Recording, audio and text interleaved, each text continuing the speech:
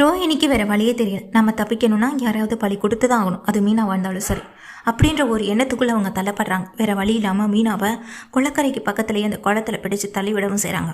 ரோஹிணி இங்கே மீனாவுக்கும் நீச்சல் தெரியாததுனால மீனா அலறி சத்தம் போடவும் செய்ய இதை பார்த்துட்டு இருக்க எங்கள் ரோஹிணி சிரித்த மாதிரியே அந்த இடத்த விட்டு வேகமாக ஓடவும் செய்கிறாங்க.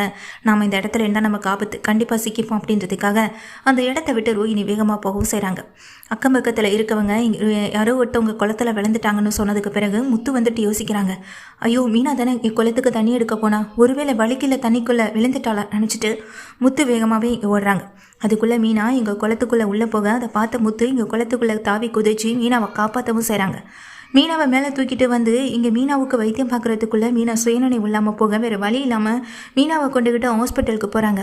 நீச்சல் தெரியாமல் இவெல்லாம் எதுக்குங்க குடத்தில் தண்ணி எடுக்க போகிறான்னு சொல்லி விஜயை திட்டு, இப்போ இதுதான் உனக்கு முக்கியமான விஷயமா, மீனா எப்படியாவது உயிர் பழிச்சா போதும் நினை அப்படின்னு விஜயாவை வந்து அண்ணாமலை திட்டிட்டு எல்லாருமே ஹாஸ்பிட்டலுக்கு போயிட்டு அங்கே மீனா வந்துட்டு அட்மிட் பண்ணுறவும் செய்கிறாங்க. இப்போ இதை தெரிஞ்சுக்கிட்டேன் மகேஸ்வரியும் சரி அவங்க அம்மாவும் சரி, என்னடி காரியம் பண்ணி வச்சிருக்கேன்னு சொல்ல எனக்கு வேறு வழி தெரியலம்மா, அதான் என்ன பண்ணுறதுன்னு தெரியாமல் அந்த இடத்துலேருந்து தப்பிக்கணுங்கிறதுக்காக தான் நான் செஞ்சேன்னு சொல்ல, என்ன ரோஹிணி மீனா இதுக்கப்புறம் இந்த விஷயத்த சொல்ல மாட்டாங்கன்னு நினைக்கிறியான்னு சொல்லி இங்கே கேட்க, இல்லைங்க நிச்சயமாக மீனா இந்த விஷயத்த சொல்கிறதுக்கு வாய்ப்பே இல்லை அப்படின்னு சொல்கிறாங்க.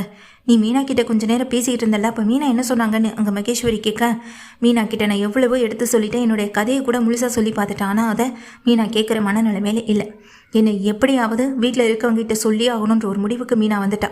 அப்படி இருக்கும்போது நான் என்ன பண்ணுவேன், என் வாழ்க்கையை காப்பாற்றிக்கிறதுக்கு நான் வேறு வழி தெரியல, அதுக்கு தான் இப்படி பண்ணுன்னு சொல்ல, இருந்தாலும் நீ பண்ணது ரொம்ப தப்பு கல்யாணி, மீனோடைய உயிருக்கு ஏதாவது ஆபத்தாயிருந்தா அதுக்கு நீ என்ன பதில் சொல்லியிருக்க முடியும்னு சொல்ல, அதெல்லாம் அவளுக்கு எதுவும் ஆகாது, அதான் காப்பாற்றியாச்சுல, என்னையை விட உனக்கு அந்த மீனா தான் ரொம்ப முக்கியமாக போயிட்டாளா, இப்போ கூட அவளுக்காக தான் யோசிக்கிறே தவிர என் வாழ்க்கைக்காக நீ யோசிச்சியா அப்படின்னு இங்கே கல்யாணி தன்னுடைய அம்மாவை தான் திட்ட அவங்க அம்மா ரொம்ப கோவத்தோட எதுவுமே பேச முடியாமல் நிற்கவும் செய்கிறாங்க.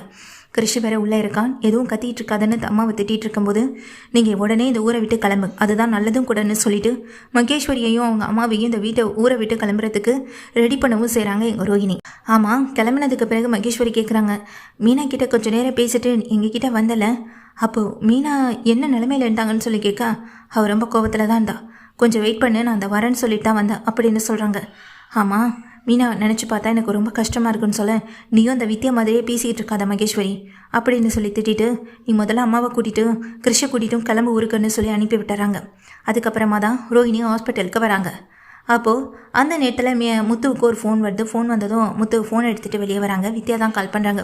ஹலோ, நான் தான் முத்து பேசுகிறேன், என்னை மன்னிச்சிருங்க முத்து, நான் பண்ணது பெரிய தப்பு தான், மீனா கொஞ்சம் நேரத்துக்கு முன்னாடி தான் எனக்கு ஃபோன் பண்ணி ரொம்பவே திட்டிட்டு வச்சுட்டாங்க, எனக்கு மனசு ரொம்ப சங்கடமாக போயிடுச்சு, நான் அவங்கக்கிட்ட உண்மை எல்லாத்தையும் மறைச்சது தப்பு தான், அதுக்காக வேணா நான் அவங்கக்கிட்ட மன்னிப்பு கேட்டுக்கிறேன், நான் எவ்வளவு சொல்லியும் மீனா கேட்கல, நேரில் வந்து பேசினா சரியாக தான் இருக்கும், ஆனால் நான் எப்போ மீனா வந்து பார்க்குறது, நீங்கள் எல்லோரும் ஊரில் இருக்கீங்க, இந்த விஷயம் மீனாவுக்கு தெரிஞ்சிருக்கு, எப்படியா இருந்தாலும் ஒரு நாள் தெரிய தான் போகுதுன்னு எனக்கு தெரியும் முத்து, ஆனால் இவ்வளோ பெரிய விஷயம் நடந்ததுக்கு நான் உங்ககிட்ட மன்னிப்பு கேட்டே ஆகணும், கிறிஷோட அம்மா யாருன்ற விஷயத்த நான் உங்ககிட்ட மறைச்சிருக்கக்கூடாது, அவங்க ஊரில் தான் இருக்காங்கன்ற விஷயத்தையும் நான் மறைச்சிருக்கக்கூடாது, மீனா அதை தெரிஞ்சுக்கிட்டு என்கிட்ட கோவப்பட்டப்போ எனக்கு மனசே சரியில்லாமல் போயிடுச்சு, ஏன்னா எனக்கு ரோஹிணியை விட மீனா தான் நல்ல ஃப்ரெண்டாக இருந்திருக்காங்க, அப்படி இருக்கும்போது அதுவும் என்னுடைய மேரேஜுக்கு நிறைய ஹெல்ப் பண்ணியிருக்கீங்க ரெண்டு பேருமே, நான் உங்கள் ரெண்டு பேர்கிட்டையுமே சாரி கேட்டுக்கிறேன், நீங்களும் என் மேலே ரொம்ப கோவமாக தான் இருப்பீங்கன்னு தெரியும் முத்து அப்படின்னு சொல்ல, என்ன சொல்கிற, எதை பற்றி பேசிக்கிட்டு இருக்க நீ அப்படின்னு முத்து கேட்க, அப்போ உங்களுக்கு விஷயம் எதுவுமே தெரியாதா, மீனா எதே விஷயத்தையுமே உங்ககிட்ட சொல்லலையா அப்படின்னு கேட்குறாங்க வித்யா. அதுக்கு முத்துவும் முதல்ல நடந்த விஷயத்த சொல்லு அப்படின்னு கேட்க, கொஞ்சம் நேரத்துக்கு முன்னாடி மீனா கோவில் இருந்ததே எனக்கு ஃபோன் பண்ணாங்க, ஃபோன் பண்ணதுமே நான் எடுத்து பேச தான் செஞ்சேன், எதுக்கு இப்படி என்கிட்ட எல்லாத்தையும் மறைச்சிங்க, நான் உங்களை மலை போல் நம்பினல, எதுக்காக மறைச்சிங்க, எங்கள் குடும்பத்துக்கு நீங்கள் ஏன் இவ்வளோ பெரிய துரோகத்தை பண்ணீங்கன்னு மீனா ரொம்ப சத்தம் போட்டாங்க, ரோஹிணின்ற பேரில் கல்யாணின்னு ஒருத்தவங்க இப்போ மனோஜை கல்யாணம் பண்ணிட்டு வாழ வந்திருக்கான், அதுவும் பெத்த மகனையும் பெத்த அம்மாவையும் தவிக்க விட்டுட்டு இப்படி ஒரு வாழ்க்கையை வாழ வந்தவளுக்கு நீ எப்படி சப்போர்ட் பண்ணனு என்னை கண்டபடி மீனா திட்டாங்க, அது எல்லாமே என்னுடைய தப்பு தானே, ஒரு ஃப்ரெண்டுக்கு உதவி செஞ்சலாம், ஆனால் அது தப்புன்னு தெரிஞ்சு உதவி செய்கிறது தப்பு தானே முத்து, அதை தான் நான் இவ்வளோ நாள் பண்ணிக்கிட்டு இருந்தேன், இப்போ எனக்கும் அவளுக்கும் கூட அதிகபட்ச பேச்சே கிடையாது, அப்பப்போ சில விஷயங்களை சொல்லுவேன் அவ்வளவுதான் முத்து அப்படின்னு சொல்ல, இதை கேட்ட முத்துவே அதிர்ந்து போகிறாங்க, நீ சொல்கிறது எல்லாமே உண்மையா, அப்போ எங்கள் வீட்டில் இருக்க தான் கிறிஷோட அம்மாவான்னு கேட்குறாங்க முத்து. ஆமாம் ஆமாம் முத்து, நான் இவ்வளோ பெரிய தப்புக்கு உடந்தை அடைந்திருக்கக்கூடாது. தயவு செஞ்சு எல்லாரும் என்னை மன்னிச்சிருங்க அப்படின்னு அங்கே முத்துக்கிட்ட வந்துட்டு ஃபோன்லேயே வித்யா மன்னிப்பு கேட்குறாங்க. நானும் அவரும் நேரில் வந்து பேசுகிறோம் அப்படின்னு சொல்லிட்டு இங்கே வித்யாவும் ஃபோனை கட் பண்ண. அப்போது இதை கேட்டதுமே இங்கே ரொம்ப அதிர்ந்து போயிடுறாங்க. முத்துக்கு ஒன்றுமே புரியலை. அது மட்டும் இல்லாமல் நான் கல்யாண ஃபோட்டோ அனுப்புகிறேன், நீங்களே பாருங்கள் அப்படின்னு சொல்லிட்டு தான் வித்யா ஃபோன் வைக்கிறாங்க. வாட்ஸ்அப்பில் ஃபோட்டோ வருது. பார்த்த உடனே முத்துவுக்கு பெரிய அதிர்ச்சியாகவே இருக்குது. ரோஹிணிக்கு கல்யாணம் ஆயிடுச்சு. ரோஹிணியுடைய பையன் தான் கிறிஷோட பாட்டி, அவங்க அம்மா, அந்த பாட்டி தான் இங்கே ரோஹிணியுடைய அம்மா.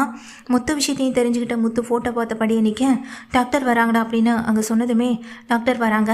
வந்ததும் பார்க்குறாங்க. என்ன டாக்டர் எப்படி இருக்காங்கன்னு சொல்ல, கொஞ்சம் டைம் ஆகும், அவங்க சுயநினைவு இழங்குறாங்களா இல்லை சுயநினைவு மீண்டு வராங்களான்னு, ஆனால் கண்டிப்பாக உயிருக்கு எந்த ஆபத்தும் இல்லைன்னு டாக்டர் சொன்னதுக்கு பிறகு முத்துவுக்கு ஒரு பக்கம் நிம்மதியாக இருந்தாலும் மீனாவுக்கு எந்த பிரச்சனையும் இருக்கக்கூடாது, அவள் நல்லபடியாக பழிக்கணும் அப்படின்னு நினச்சிட்டு இருக்காங்க. இங்கே முத்துவும் ஐயோ நம்ம ஊருக்கு வந்த நேரம் இப்படி ஆயிடுச்சுன்னு பாட்டி ஒரு பக்கம் புலம்பி தவிக்க, விஜயாவுக்கு ரொம்ப ஒரு மாதிரி இருக்குது. அப்படியே உட்காந்துருக்காங்க. முத்து அந்த ஃபோட்டோ பார்த்த மாதிரி நிற்க, டேய் முத்து என்னடா பண்ணிக்கிட்டு இருக்கேன்னு சொல்லிட்டு அங்கே அண்ணாமலை கேட்க, அவன் பார்லர் அங்கன்னு சொல்லி கேட்க, அதோ வெளியே தான் வெயிட் பண்ணிகிட்டு இருக்காங்கன்னு சொன்னதும் முத்து வெளியே போகிறாங்க கோவமாக.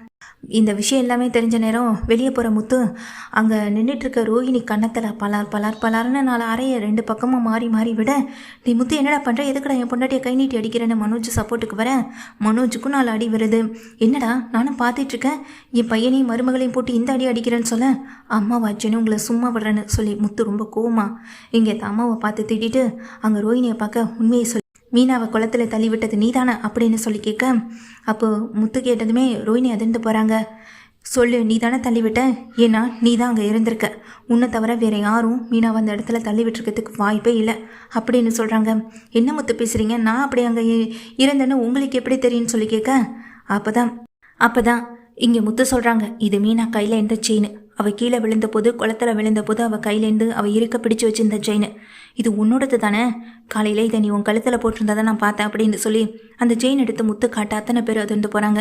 டேய் முத்து என்னடா சொல்கிறேன்னு அண்ணாமலை கேட்க, எனக்கு ஒரு சின்ன சந்தேகம் இருந்துக்கிட்டே இருந்ததுப்பா, ஆனால் அது இப்போ கன்ஃபார்ம் ஆகிடுச்சு அப்படின்னு சொல்ல, என்ன கல்யாணி நான் சொல்கிறது சரிதானே அப்படின்னு சொல்ல, என்னடா சொல்கிறேன்னு சொல்லி கேட்க, என்னுடைய மொபைல் ஃபோனில் நான் எப்போதும் ரெக்கார்ட் போட்டு வச்சுருப்பேன்ல, ஏன்னா கஸ்டமர்ஸ் கூப்பிடும்போது யார் எங்கே கூப்பிட்றாங்க அப்படின்றத வந்துட்டு திரும்ப நான் ஒரு தடவை கேட்டுட்டு போகிறதுக்காக ரெக்கார்ட் போட்டு வச்சுருப்பேன்னு சொல்லிட்டு இங்கே ரவிக்கிட்ட சொல்ல, ஆமாட்டா முத்து அப்படின்னு இங்கே ரவியும் சொல்ல, இப்போது வித்யா கொஞ்சம் நேரத்துக்கு முன்னாடி ஃபோன் பண்ணி என்கிட்ட சொன்ன விஷயத்தை நீங்களே கேளுங்கன்னு இந்த ஃபோனில் இருக்க ரெக்கார்டை எல்லாருக்கிட்டையும் ஹாஸ்பிட்டலில் வச்சு காட்ட அத்தனை பேரும் அதை கேட்டு அதிர்ந்து போகிறாங்க. அப்போ ரோஹிணிக்கு கல்யாணம் ஆகி குழந்தை இருக்குன்ற விஷயம் மொத்த குடும்பத்துக்கு தெரிஞ்சு போயிடுது.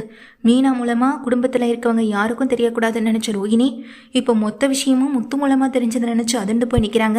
இப்படிப்பட்டவளை என்னப்பா செய்ய முடியும், தான் வாழ்க்கைக்காக யாரை வேணாலும் பழி கொடுக்கணும்னு நினைக்கிற இவன் நிச்சயமாக ஒரு நல்ல மனுஷியாவே இருந்திருக்க முடியாது அப்படின்னு சொல்லிட்டு முத்து கண்டபடி திட்டுறாங்க. காலால் எட்டி உதைக்க கூட போகிறாங்க. அண்ணாமலை தடுத்து நிறுத்துறாங்க. டே முத்து கொஞ்சம் சும்மா இருடான்னு சொல்லி தடுத்து நிறுத்த முத்து அமைதியாக அப்படியே நிற்கிறாங்க.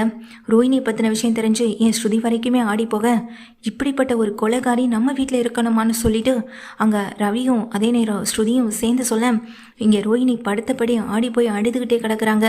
மீனாவை கொல்ற அளவுக்கு உன் வாழ்க்கை உனக்கு முக்கியம்னு, அதுக்கெல்லாம் நீ எதுக்கு உயிரோட இருக்கணும் அப்படின்னு சொல்லி பக்கத்தில் கிடக்கிற ஒரு கத்தி எடுத்துக்கிட்டு குத்த போயிடுறாங்க முத்துவும்.